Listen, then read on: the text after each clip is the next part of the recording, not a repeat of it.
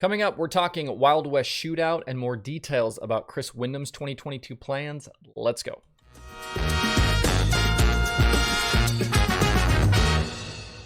Today is Thursday, January 6th, 2022. Welcome into Dirt Tracker Daily. I'm Justin Fiedler. The big main Chili Bowl pool came out yesterday, and we will definitely go through it, but I'm going to save that for tomorrow's show. There's a lot to talk about with the pool there, and I want to give it some space. So we'll do that on Friday's show. And if you're not interested in the Chili Bowl pool, maybe don't tune in to tomorrow's show. Maybe we'll just catch you on Monday. But if you are interested, tomorrow is the day. We'll go through all of the Chili Bowl groups and everything in the pool, and then we might wait until Monday to actually reveal my selections for the event. But we'll go kind of group by group and show you everything about the pool on tomorrow's show. Today, we're going to focus on some of the other racing happening this weekend, including some of the late model stuff. So let's jump into that. Out in New Mexico on Saturday, the Wild West Shootout gets going at Vado Speedway Park. Super late models are the focus of the event, but modifieds and X mods are also on the card through the week. Racing gets going on Saturday with another show on Sunday. Racers then get Monday and Tuesday off. They race Wednesday, then they have Thursday off again, and then the event closes out with 3 nights through that next weekend, Friday, Saturday, and Sunday. That is January 14th through the 16th. All super late model features are $5,000 to win, except the finale, which is $25,000 to win. There's also a $300,000 bonus for a driver who sweeps the week. There's $100,000 for 5 wins in 6 nights and $25,000 extra for 4 wins in 6 nights. I'd say the $25,000 might be doable here, but I think the $100,000 and the $300,000 are definitely out of reach, especially with the field of drivers we have. The mods will race for $1,000 to win and $2,000 to win all week, with the X mods going for $500 and $1,000.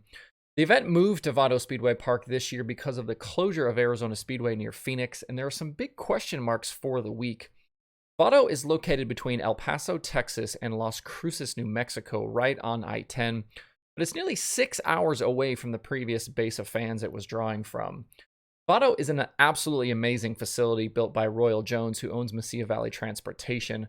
A lot of dirt fans will know who Mesilla Valley Transportation is. But I'm wondering if fans will actually travel to see this event. I think the jury is definitely out on that right now. And it sounds like the event promoters are leaving things wide open for the future, kind of this off-season racing week. It might stay at Vado, or it could be on the move again.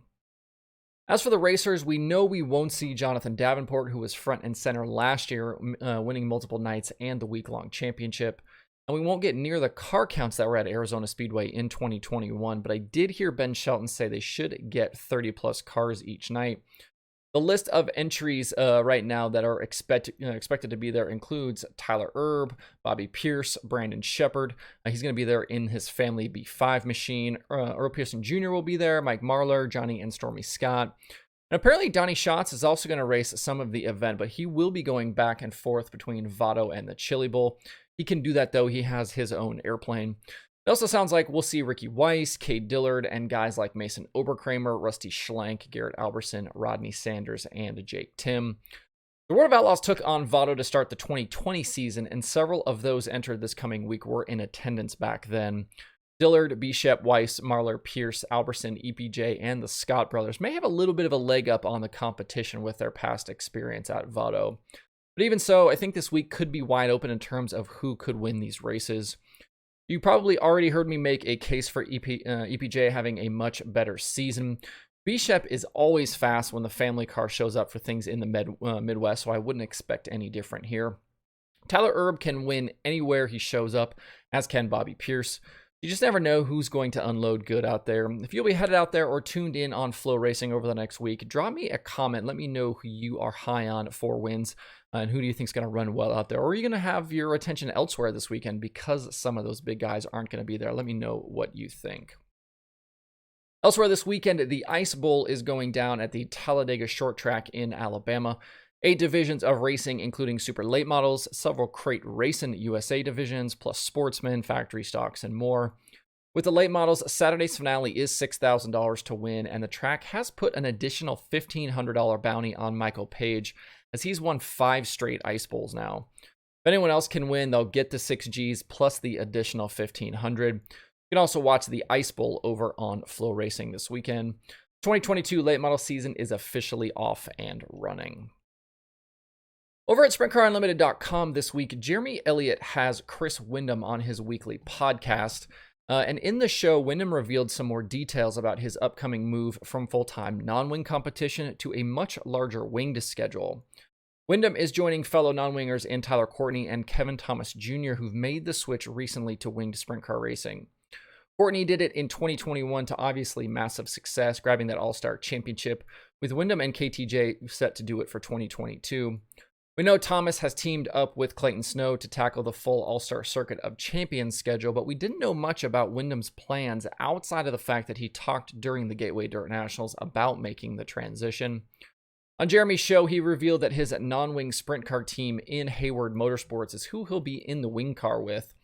Sounds like right now, the plan is to start the year at Sonoya Raceway in Georgia with the All-Stars, but from there, the full schedule for the team has not been finalized just yet. Windom did say he will still do some non-wing stuff between the sprint car with Hayward and the midget with Chad Boat. He's on the Chili Bowl entry list for next week with Boat, who he won the 2020 USAC Midget Championship with and then finished second in the standings in 2021. Over that 2-year span in the midget, Windom had 11 wins in 68 races with 45 top 10s and 45 top 5s and 54 top 10s. In USAC sprint car competition, he added another 5 wins in 70 starts with 34 top 5s and 57 top 10s.